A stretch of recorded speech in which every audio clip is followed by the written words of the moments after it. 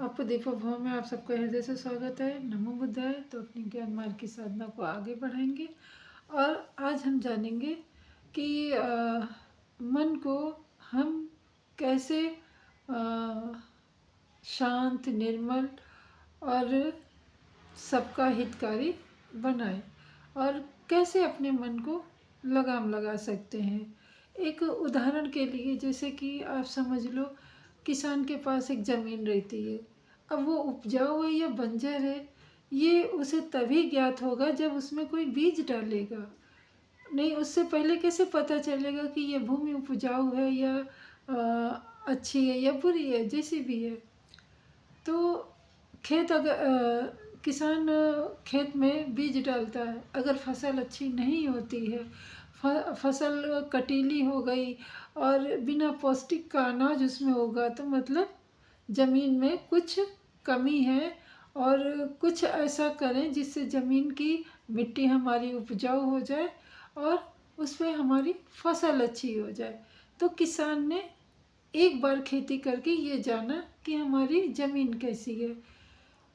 तो उसने दूसरी बार जो कमियां थी, उसने बीज बोए।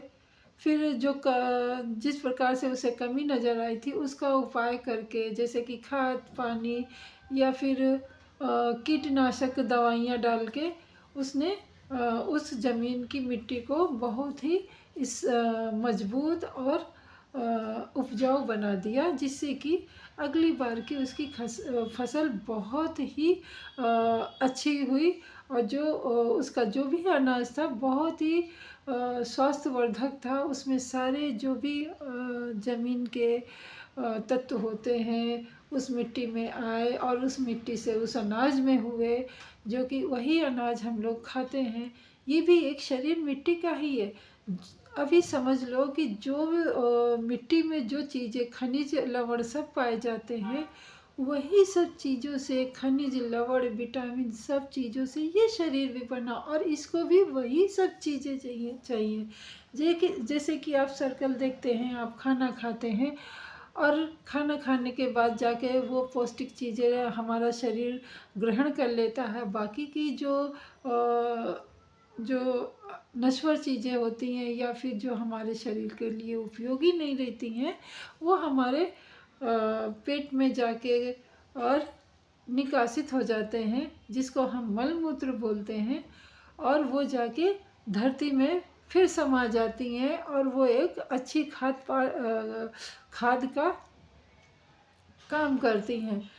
तो मतलब अभी देखा, जो ज़मीन ने मुझे दिया वही हमने खाया, वही हमारे शरीर ने निष्कासित किया, और फिर वही ज़मीन ने उस चीज़ को ग्रहण करके और उसको और अच्छा उपजाऊ बना के फिर हमें वापस वही चीज़ें दी। तो ये एक सर्कल हो गया हमें ज़मीन को उपजाऊ करने का। ठीक उसी प्रकार हमारा मन है।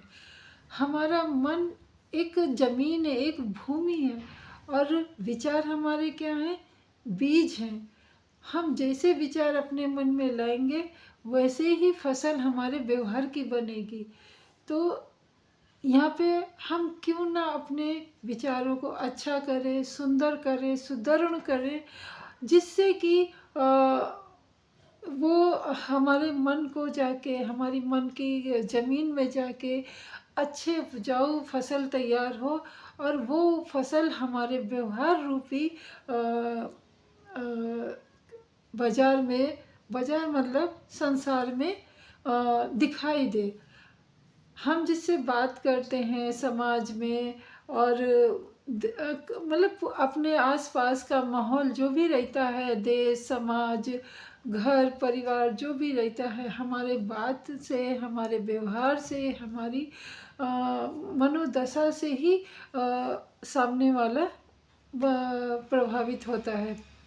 हमारा जैसी बात होगी, हमारा जैसा व्यवहार होगा, वैसा ही सामने वाले पे असर गिरेगा, और सामने वाला भी वैसे ही हमारे साथ भी व्यवहार करने को एक बार नहीं करेगा, दो बार नहीं करेगा, तीसरी बार वो सामने वाला व्यवहार वैसे ही करेगा, चाहे हमारा व्यवहार अच्छा हो या चाहे हमारा व्यवहार बुरा हो।